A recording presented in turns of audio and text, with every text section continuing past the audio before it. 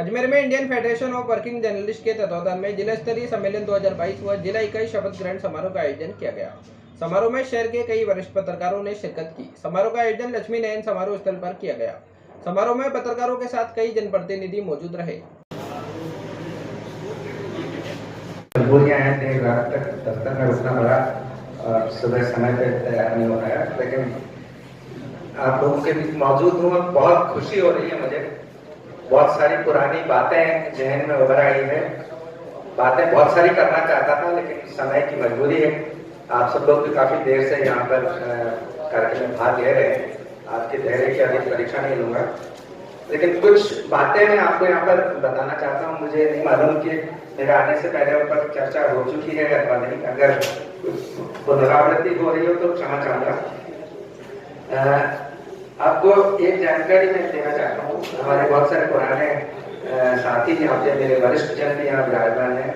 आदरणीय नरेश जी यहाँ पर हैं, मेरे साथी भाई सुरेश, मित्र साहब, गुंजर साहब, बहुत से पुराने लोग हैं, उनकी जानकारी है। लेकिन जो नई जनरेशन के बहुत सारे लोग हैं, उनकी जानकारी के लिए मैं सिर्फ बताना चाहता हूँ कि अजमेर में श्रमजीवी पत्रकार संघ का गठन आज से 35 साल पहले भी एक बार हो चुका है। और आपको ये जान के खुशी होगी कि अजमेर में जो पहली यूनिट बनी थी, तो हमारे साथियों ने मुझे ही उसका अध्यक्ष चुना था।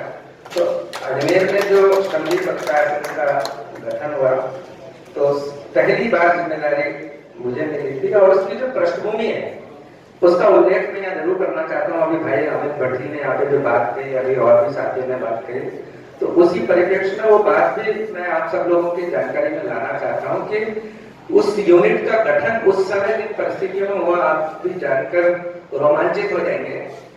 अजमेर में आज तक जो पुराने पत्रकार हैं उनको एक तारीख याद होगी, 2 अप्रैल 1985। तो 2 अप्रैल 1985 को अभी हमारे साथी लोग वेतन आयोगों की लड़ाई, बहुत लंबी लड़ाई को लड़ते रहे हैं। अब तो मजीठिया मणिसामा के बाद में मजीठिया भी आ गया। पत्रकारों की पहली बार पालेकर वेतन आयोग का गठन हुआ था और पालेकर वेतन आयोग ने अपना अवार्ड भी घोषित कर दिया था। और अजमेर के जर्नलिस्ट भी वो पाने के लिए उसकी लड़ाई लड़ रहे थे। अजमेर में उस समय भाई आर के चौधरी हुआ करते थे, जो अभी जयपुर में है। आर के चौधरी बड़े बहुत जुझारू और बहुत एक्टिव हमारे साथी हुआ करते थे। उन्होंने मिलकर और एक प्रस्ताव किया कि हम सब लोग मिलकर और एक सांकेतिक ज्ञापन जिला कलेक्टर को देंगे। तो हमारे साथियों ने बिल्कुल तैयार हो गए सभी। और बहुत अच्छी बात है कि देखिए, उस समय कोई धड़ेवाद नहीं था। अजमेर के सारे पत्रकारों के बीच में ये नहीं था कि तू इस अखबार से, मैं इस अखबार से। सारे साथी मिल बैठकर बिल्कुल भाई की तरह से मिला करते थे। सब एकत्रित हुए, गांधी भवन पे हम लोग एकत्रित हुए और एक जुलूस के रूप में जिला कलेक्टर कार्यालय पहुंचे। इन दिनों में पत्रकारिता, पत्रकार, अखबार, न्यूज चैनल, सोशल मीडिया, इतना सब कुछ हो गया है कि अभी समझ में नहीं आ रहा कि पत्रकारिता काट रही है। हमारे पत्रकार साथी काट रहे हैं। सब जने जानते हैं इस बात को कि ये जो IFWJ का जो संगठन चला रहे हैं उपेंद्र जी, ये अपने दम पे चला रहे हैं। ये जो साथी लोग आए हैं, मुझे नहीं लगता कि इनमें से कोई बड़े अखबारों का या बड़े कोई चैनल का कोई संवाददाता या रिपोर्टर इसमें शामिल होगा। ये बेचारे छोटे छोटे लोगों को जोड़ के और अपना स्टेट लेवल पे और जिला स्तर पे यह अधिवेशन कराया है। उपेंद्र जी, वाकई आप धन्यवाद के पात्र हो कि आपने इस पत्रकारिता की इतनी विपरीत परिस्थितियों में आपने इतने पत्रकारों को जोड़ दिया और आपने एक सम्मेलन करा दिया। और सबसे बड़ी बात यह है कि आपने हमारे सांसद को भी बुला लिया, आपने हमारे विधायकों को बुला लिया, इन सबको बुला लिया। नहीं तो इन लोगों को तो पत्रिका, भास्कर, नवज्योति, इनसे फुर्सत नहीं मिलती है। रोज ही इनको बुलाते हैं। पत्रकारिता की बात छोड़िए, माफ करना, इनको वो जो इनाम बांटते हैं उस इनाम के लिए इनको बुला देते हैं। ये तो बेचारे उसी में व्यस्त रहते हैं। और उसके बावजूद भी मैं बहुत स्पष्ट रूप से कहना चाहता हूँ, इनकी स्थिति ये है कि जब इनका जन्मदिन होता है तो ये मनाना नहीं चाहते। ये कोई अपना जन्म, सांसद मोदी अपना जन्मदिन नहीं मनाना चाहते, अनिता बघेल जी अपना जन्मदिन नहीं मनाना चाहती, लेकिन वो अखबार वाले इनका जन्मदिन पकड़ के नहीं आते, पकड़ के नहीं आते। अरे साहब, आपके समर्थकों से ले लेंगे, एक बार आप वहां कर दो। अब ये बेचारे क्या करें, इनको मजबूरी में अपना जन्मदिन मनाना पड़ता है। मैं इसलिए कह रहा हूँ कि पत्रकारिता हमारी कहाँ खड़ी हुई है, इसका हमें इस बात पे मनन करना पड़ेगा। इतना ही नहीं, सांसद जी को अनुभव है, नेताजी को भी अनुभव है, ये बेचारे अपने लोगों को तो कहते ही जेब से भी पैसे देने पड़ते हैं कई बार। और अब तो हाल ये हो गया है, आप तो 3-3, 4-4 बार के क्या नाम से निर्वाचित प्रतिनिधि हैं, आपको पैकेज देने पड़ते हैं चुनाव में, और उस पैकेज की रसीद तक नहीं मिलती आपको। ये पत्रकारिता है। हम कहाँ खड़े हैं, हमको इस पर मंथन करना चाहिए। उपेंद्र जी के लिए भाई इस बात की बधाई, पता नहीं है इतने सारे पत्रकार अपने दिल में है, ये भी है भाई जो लोग अपने आप हमारे साथ में यहाँ पर मौजूद है, और शायद ये जो कार्यक्रम आज यहाँ पर होने जा रहा है उसकी सबसे बड़ी कामयाबी है।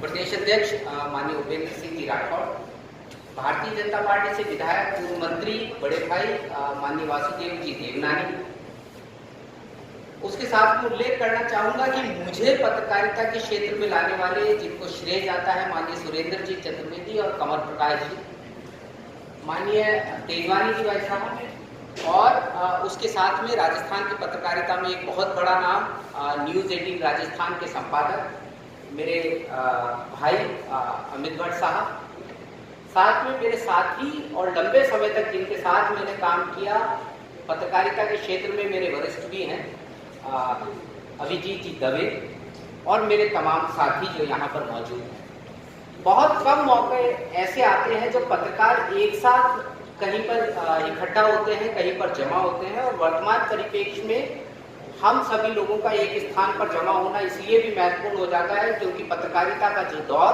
इस समय यहाँ पर चल रहा है, पूरे देश की बात कर लेते हैं, प्रदेश की बात कर लेते हैं, एक अजीब तरह की विडंबनाएं हमको देखने को मिल रही हैं। पत्रकारिता को देखने का जो नजरिया है समाज का वो धीरे धीरे बदलने लगा है, सरकारों का नजरिया बदलने लगा है, और उसके साथ साथ राजनेताओं का और प्रशासनिक अधिकारियों का भी पत्रकारिता को देखने का जो नजरिया है वो बदलने लगा है।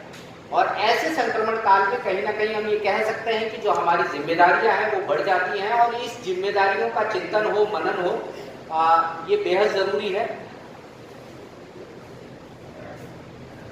हमारे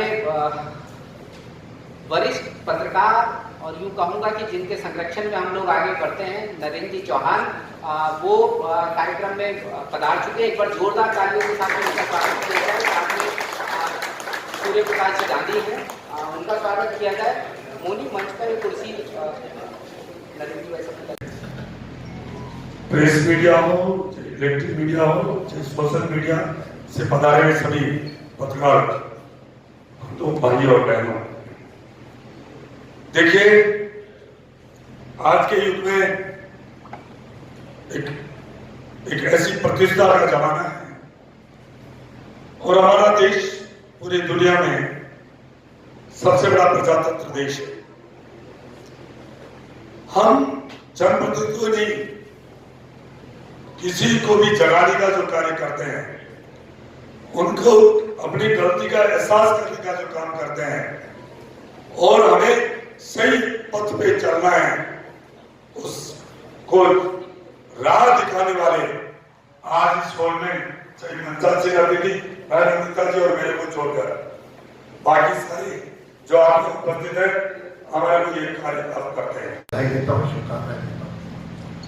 आपने दिन ऐसा चुना जिसमें सब लोग हनुमान जी से मांगते हैं कब वो शक्ति प्रदान करें। लगता है अभी मनवीर जी ने भी जो स्वागत और भोजन किया, उसे पत्रकारों के बारे में कुछ बातें उन्होंने रखी। हालांकि अभी मुझे हनुमान जयंती के आरती के कार्यक्रम में पहुंचना है, इसीलिए थोड़ा जल्दी करना था। ये सोच रहा था कि वापस आकर के आपके बीच में काफी समय बिताऊं, लेकिन इस सम्मेलन में दिन भर या 3 बजे तक आप मिला तो मैं अजमेर में नहीं गई, तो मुझे टेलीफोनिकली ये सूचना दी गई कि ये कार्यक्रम इस प्रकार का है और आपको कार्यक्रम में आना है। तो मेरे मन में बहुत बड़ा प्रश्न चिन्ह लगा, पत्रकारों का कार्यक्रम है सब, मतलब कौन सा कार्यक्रम, क्या कार्यक्रम? उन्होंने मुझे बताया कि मेरे संघ का कार्यक्रम है। फिर तो मैंने दोबारा पूछा अशोक जी पाटिल को, क्या कार्यक्रम है, कौन सा कार्यक्रम है?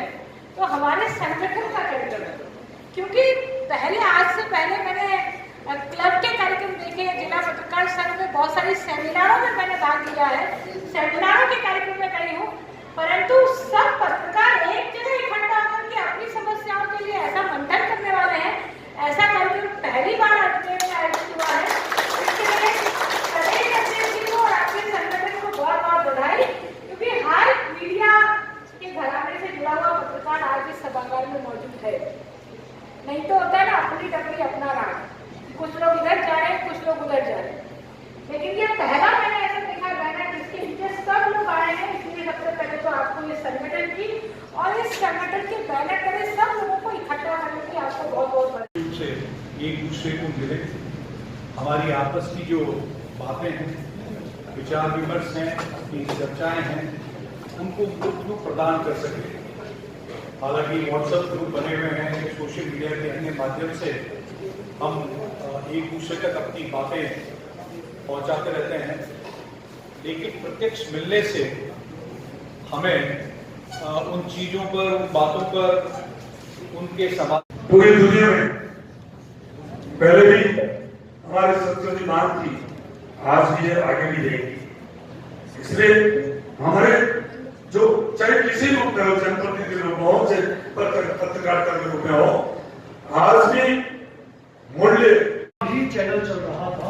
और भास्कर चैनल के लोग ये कहा करते थे कि हमारे पास साधन है, हमारे पास पैसा है, हमारे पास व्यक्ति है, मैन पावर है, हमारे पास स्टूडियो आपसे बेहतर है, आपसे बेहतर आदमी, आपसे बेहतर देने को तरीका है, आपसे बेहतर तनख्वाह है, सब कुछ साधन है। तो ऐसे में स्वामी न्यूज किस तरह से जो चैनल नया बनाया वो भास्कर से कैसे मुकाबला कर सकते, आप वाजिब करेंगे कि करोड़ विकास की इच्छा शक्ति थी कि उन्होंने उस इच्छा शक्ति के बल पर हम लोगों को कहा कि नहीं, हमें खड़ा होना है और हमें आगे बढ़ना है। और स्थिति ये आई कि कहना नहीं चाहिए, लेकिन जो सच है वो सच है, उसको कहने में कोई बुरे से नहीं करना चाहिए कि भास्कर टीवी चैनल बंद हो गया और स्वामी न्यूज चलता रहा। तो ऐसे स्वामी न्यूज को चलाने के लिए जो हमने प्रयास किए और जो हमारी विश्वसनीयता पैदा की, वो हर कोई पत्रकार नहीं कर सकता, क्योंकि हमारी शुरुआत करने के लिए आया था चैलेंज मुस्कुराते हैं। तो मेरा सबसे पहला जो सफर मैंने शुरू किया था वो अजमेर की टीम, अजमेर संवाद की टीम को संगठित करने का था, और यहाँ बनाने के लिए मैं यहाँ पर सबसे पहला आया। दिल्ली में काम करते हुए और यहाँ आने के बाद जब हमने मसूदा, नसीराबाद, बिनार, छोटी छोटी जगहों पर जाकर के देखा, तो एक चीज मेरे साफ समझ में आई कि पत्रकारिता और पत्रकारों की जो चुनौतियां हैं, उनकी जो स्थिति है, वो दिल्ली से लेकर के और उससे छोटे से कस्बे तक पत्रकारों की समस्याएं, उनकी चुनौतियां सेम हैं, वो एकदम एक जैसी हैं। मैं